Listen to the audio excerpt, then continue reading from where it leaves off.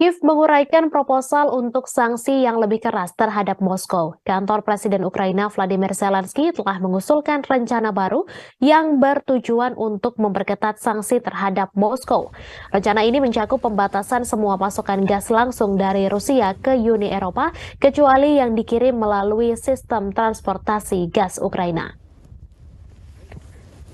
Dikutip dari RT.com, Kiev juga merekomendasikan agar pipa Turkstream yang menyalurkan gas Rusia ke Turki ditutup. Rencana ini dilaporkan dikembangkan oleh sebuah kelompok ahli internasional yang dipimpin oleh Kepala Administrasi Kepresidenan Andrei Yermak dan mantan Duta Besar Amerika Serikat untuk Rusia Michael McFaul. Rencana Kiev juga mengusulkan pemberlakuan larangan impor gas alam cair Rusia ke Uni Eropa. Bos gas Ukraina menawarkan untuk menyewakan penyimpanan Uni Eropa. Brussels telah memperkenalkan 10 paket sanksi yang menargetkan Rusia atas operasi militernya di Ukraina.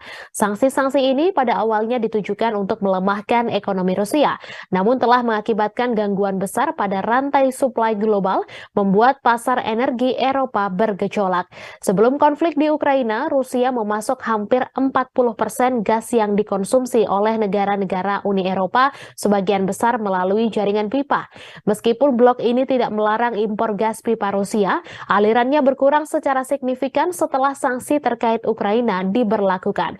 Pengiriman juga dipengaruhi oleh sabotase pipa Nord Stream, salah satu rute utama gas Rusia ke Eropa. Pasokan gas Rusia saat ini mencakup sekitar 10% dari keseluruhan konsumsi blok tersebut.